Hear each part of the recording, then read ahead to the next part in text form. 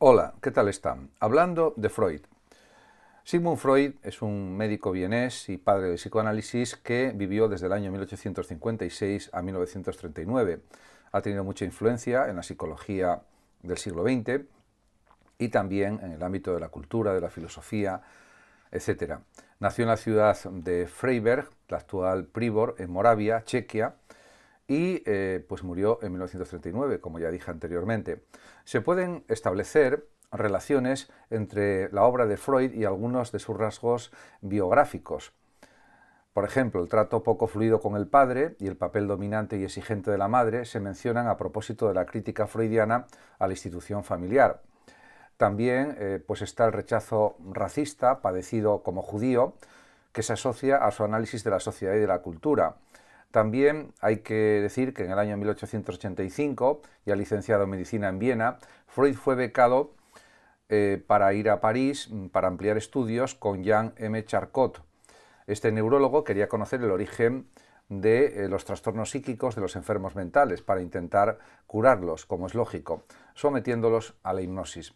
A partir de estas experiencias, Freud llegó a la conclusión de que hay una dinámica mental inconsciente responsable de la vida psíquica y, en último término, también de los desórdenes mentales. En definitiva, se trata de una dinámica básica para luego la creación del psicoanálisis por parte del propio Freud. En 1895, con su amigo médico Joseph Breuer, Freud publicó estudios sobre la histeria. En esta obra formula una primera teoría de la personalidad que años más tarde, en su autobiografía, explica que le interesaba más que la medicina y subraya el papel decisivo de la sexualidad en la conducta, afirmación que causó bastante agitación pública en la acomodada y puritana Viena de final del siglo XIX. En 1898 escribe La interpretación de los sueños y en 1905 El chiste y su relación con lo inconsciente. Freud señala el valor informativo de los sueños y de lo inconsciente y rechaza el modelo de relación usual entre médico y enfermo, afirmando que hay que escuchar al paciente para encontrar en aquello que dice el porqué de sus padecimientos mentales. En 1913 publica Tótem y Tabú, donde analiza la génesis de los primitivos cultos religiosos y sus preceptos, y de 1916 son las primeras lecciones en la universidad, compiladas como introducción al psicoanálisis y continuadas con unas nuevas lecciones en 1933. Los años posteriores a la Primera Guerra Mundial dan un vuelco pesimista a la reflexión freudiana. Podemos decir que tampoco le resultan ajenos determinados hechos biográficos que podemos calificar de desalentadores. En este sentido, pues hay que reconocer que tuvo un periodo de miseria económica, de escasez de comida y calefacción. También murió su hija mayor y su nieto, y el cáncer que le supone pues muchas operaciones, lo que le impide ejercer su profesión y que finalmente le lleva a la muerte. Como podemos observar, su vida fue compleja, yo diría que como la de todo el mundo, pero aquí nos vamos a centrar también en su obra y vamos a analizar algunas cuestiones de la misma. En 1920 publica la obra Más allá del principio del placer y en 1921 ve la luz La psicología de las masas y el análisis del yo. Y 2 años después, El yo y el ello. Freud va perfilando poco a poco su segunda concepción de la naturaleza humana y afirma que hay 3 instancias psíquicas, el ello, el yo y el superyo, que corresponden respectivamente a los instintos movidos por el principio de placer, al mundo exterior regido por el principio de realidad y a la moral del individuo, que sería el superyo. En el ello, junto con el impulso del eros o de la vida y de autoconservación, también está el impulso del tánatos o de la muerte, de autodestrucción y de agresión, en definitiva. Esto planteó para él interrogantes acerca de la sociedad y la cultura existentes en su tiempo y también sobre el propio futuro de la civilización. Estos interrogantes aún están presentes en el ámbito de la crítica de la cultura. En el año 1927 Freud se ocupó de la religión en El porvenir de una ilusión y 2 años después en El malestar en la cultura, reflexionó sobre la represión y la insatisfacción que comporta la sociedad y la cultura.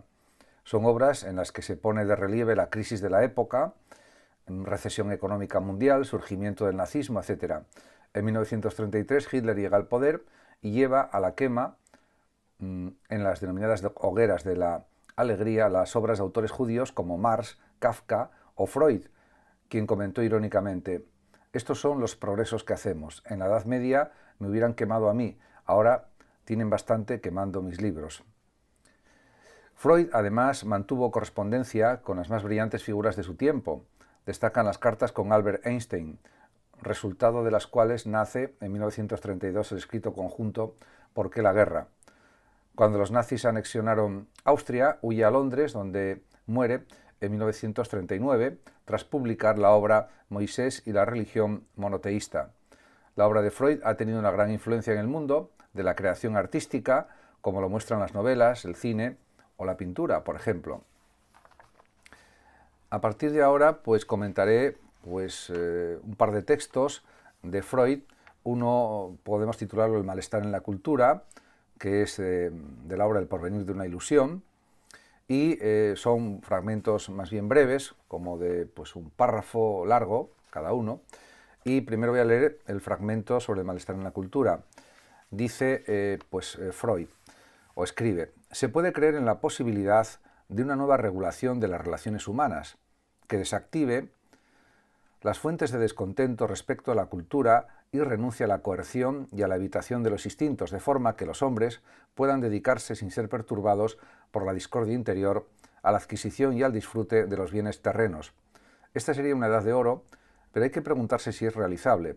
Parece más bien que toda la civilización ha de basarse en la coerción y en la renuncia de los instintos. Ni siquiera puede asegurarse que al desaparecer la coerción, la mayoría de los individuos humanos se mostrase dispuesta a hacerse cargo del trabajo que requiere la adquisición de nuevos bienes. Hay que decir que se debe contar con el hecho de que en todos los hombres existen tendencias destructoras, antisociales y anticulturales, y que en un gran número de personas tales tendencias son suficientemente fuertes como para determinar su conducta en la sociedad humana. En este texto se ve que hay un fondo de agresividad en la naturaleza humana, claramente, a mi juicio, pero hay otros muchos aspectos que se pueden comentar. En relación con el título, pues hay varios títulos posibles, pero quizás el más adecuado sea La posibilidad de una sociedad y de una cultura no represivas es muy remota.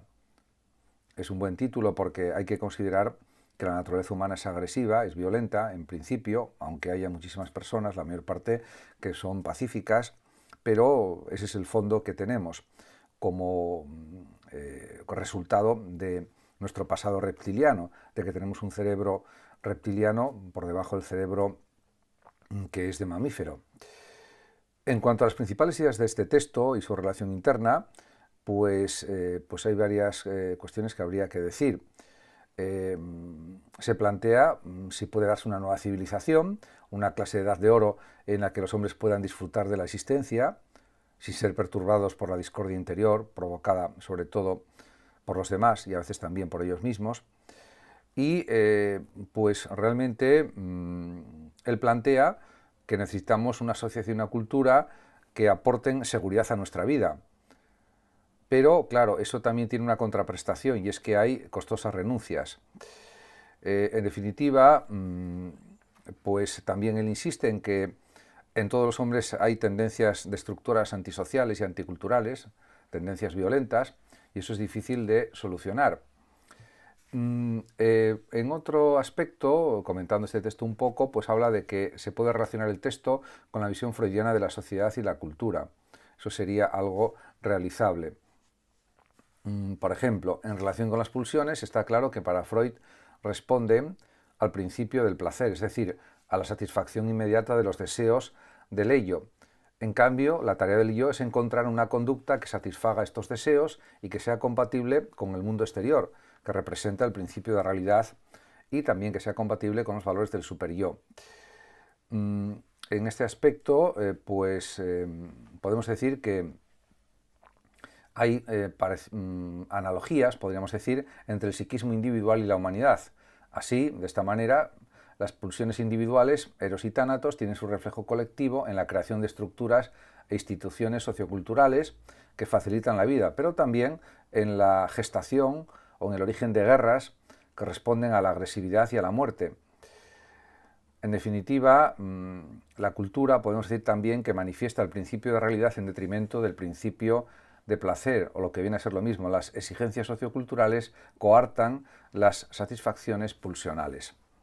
Y ese es otro grave problema de la sociedad actual también, de la propia del siglo XX, en la que vivió el propio Freud, y también de la del siglo XXI. En cuanto a la vigencia actual de las concepciones de Freud sobre la sociedad y la cultura, habría que decir varias cosas. Podemos decir que actualmente las concepciones de Freud forman parte del saber colectivo, si bien autores como Karl Popper, que murió en 1994 y nació en 1902, no reconocen el carácter científico del psicoanálisis, y esto hay que señalarlo claramente, puesto que, a juicio de Popper y de otros muchos, esta teoría no satisface el criterio de falsabilidad. No es una teoría científica, por tanto. Así, no hay nada inexplicable desde el psicoanálisis, en la medida en que no se puede señalar un hecho que de darse haga falsa la teoría psicoanalítica. Y en ese sentido, pues no es científica.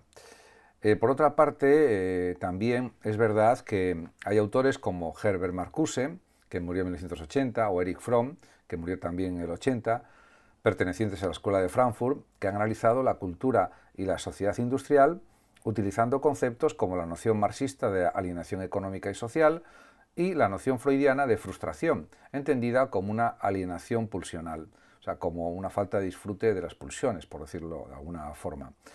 Sus reflexiones, las de Freud, apuntan a una mayor emancipación o una mayor libertad del ser humano.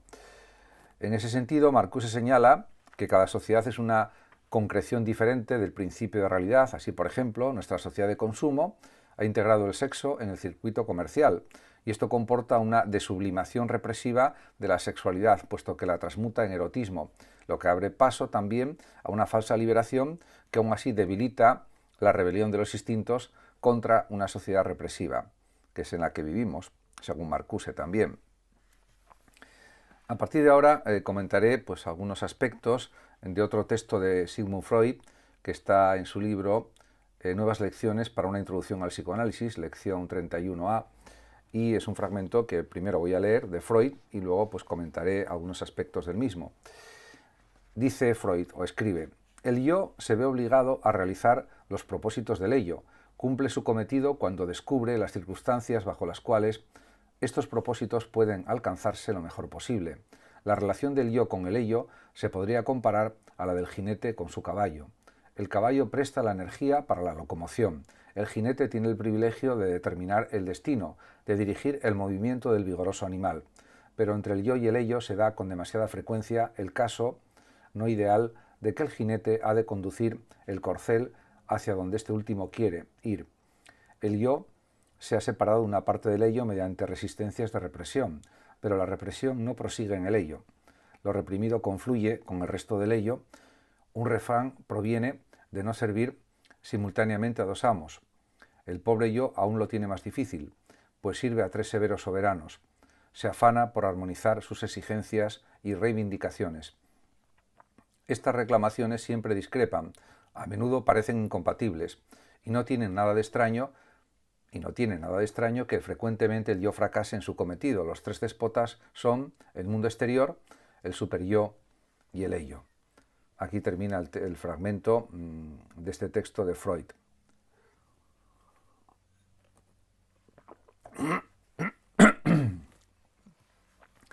Respecto a este texto, se puede poner un título que refleje el tema que trata y podría ser el siguiente: la explicación freudiana de la conducta como resultado de los condicionamientos de las tres instancias del psiquismo humano y de las posibilidades del mundo exterior.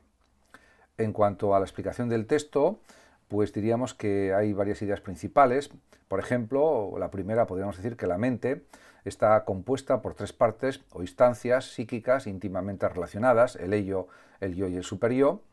Otra idea importante es que la conducta humana proviene de las relaciones entre las tres instancias del psiquismo y el mundo real, y también pues el ello, que es la instancia práctica de la cual surge la energía anímica, es decir, los impulsos o pulsiones instintivos que de una forma u otra acaban aflorando en la conducta. Por esto Freud compara metafóricamente el ello con un caballo despótico que presta la energía para la locomoción, para que el jinete, pero que el jinete tiene que conducir con éxito hacia donde quiere ir. También hay otras dos ideas importantes en este fragmento, el superyo, ya que hay que aclarar el porqué de esta tiranía, remarcando que él autoriza o da el visto bueno a la conducta. Es decir, que contiene los valores enseñados fundamentalmente por los padres, el superyo, y prohíbe aquello otro que la sociedad rechaza. En cuanto al yo, a juicio de Freud, su función es encontrar dentro de las posibilidades que se presentan al sujeto una conducta que dé satisfacción a las pulsiones del ello y que a la vez filtre las exigencias morales del superyo. En cuanto a la relación del texto con el pensamiento de Freud, de su autor, se puede indicar que en su concepción inicial sobre el psiquismo, Freud considera que hay tres niveles o lugares en la mente humana: el inconsciente, el preconsciente y el consciente. Ahora bien, más adelante esta concepción es sustituida por la segunda tópica más elaborada y compleja, que afirma la existencia de las tres instancias psíquicas sin que haya una correspondencia definida entre los niveles de la primera tópica y las instancias de la segunda. Aún así, el ello permanece en el inconsciente, mientras que el superyo y el yo permanecen parcialmente en él. También pues hay que destacar que existen mecanismos de compensación de frustraciones, como por ejemplo está la sublimación en la doctrina freudiana, que es la sustitución de un placer, como por ejemplo la actividad sexual, por otra actividad considerada socialmente más valiosa como la científica o la artística. La compensación, que supone reequilibrar una frustración en un campo, como por ejemplo ser poco agraciado físicamente a cambio de lograr éxito en otro, como tener un carácter muy agradable y simpático, o la proyección, que supone trasladar a los demás las propias carencias. En la medida en que el individuo llegue a tomar conciencia de estos mecanismos y gestione bien su conducta, fortalece su yo y se vuelve más libre. Por el contrario, podemos decir desde su perspectiva que si el yo no encuentra una clase de compromiso entre las reclamaciones de los déspotas que siempre discrepan y fracasa en su tarea de compromiso integrador, aparecen tensiones en el psiquismo y en consecuencia desórdenes psíquicos como la neurosis.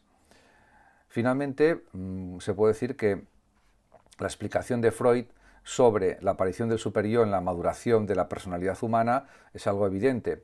En el proceso del crecimiento infantil, con la aparición de la relativa autonomía que se logra en los primeros años de edad, las criaturas se identifican con el progenitor del propio sexo, se fijan en sus comportamientos, los toman como modelo y se origina el complejo de Edipo, desde su perspectiva.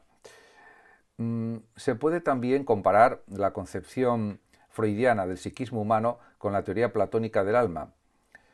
En este sentido, podemos decir que realmente hay que indicar que esta analogía existente entre los deseos sensibles de la parte concupiscible del alma en la concepción platónica y las pulsiones eróticas o libidinosas del ello en la visión freudiana es algo evidente. Para Platón, el componente racional del alma debe establecer la conducta política. Para Freud, el yo debe encontrar, podemos decir, la conducta adecuada según el principio de realidad. Sin embargo, en el platonismo, la parte racional del alma conoce el bien, mientras que la conciencia moral se sitúa para el fundador del psicoanálisis en el superyo. Finalmente, conviene remarcar que, según Platón, el hombre solo encuentra su equilibrio bajo el poder de la razón, cuando cada parte del alma realiza la función que le es correspondiente, que le es propia. Freud afirma que el equilibrio solo se logra cuando el yo llega a hacer compatibles las reivindicaciones y exigencias de los tres déspotas señalados en el texto. Podemos recordar que desde el punto de vista freudiano, a pesar de que el objetivo de ser felices impuesto por el principio de placer es irrealizable, no deben abandonarse los esfuerzos que en mayor o menor grado nos acercan a este objetivo de ser felices. Freud también afirma la insatisfacción de las pulsiones instintivas ya que causa infelicidad y sufrimiento y a veces desórdenes psíquicos. Para el psicoanálisis, las tensiones entre el superyo severo y el yo subordinado a él se presentan en forma de angustia y de sentimientos de culpabilidad. En cuanto a la visión freudiana de la génesis de las neurosis, conlleva acusar al superyo de despreocuparse con sus preceptos y prohibiciones de la deseable felicidad del yo. Además de despreciar las pulsiones del ello, tampoco tiene en cuenta las dificultades que el mundo exterior presenta al yo. Según Freud, podemos decir que la represión no consiste en destruir y disolver una idea que representa las pulsiones instintivas, sino en impedir que esta idea aparezca en la conciencia. Como se puede observar, el pensamiento de Freud es interesante, es original, etc., pero a mi juicio ya ha quedado superado por la psicología científica propia del siglo XXI y está bien como teoría de la cultura, como teoría psicológica, una más entre las muchas que existen, y tiene aportaciones interesantes como la del superyo, el inconsciente, el consciente, etc., y muchos aspectos pues sí pueden encajar en otras descripciones de tipo psicológico, pero científicamente yo creo que el tratamiento de psicoanálisis no tiene validez. Actualmente lo que se utiliza es la terapia cognitiva fundamentalmente, que es mucho más eficaz y está contrastada empíricamente y científicamente también. Muchas gracias a todos por su atención, saludos como siempre a los oyentes de Radio Sofando de México y hasta mi próximo vídeo.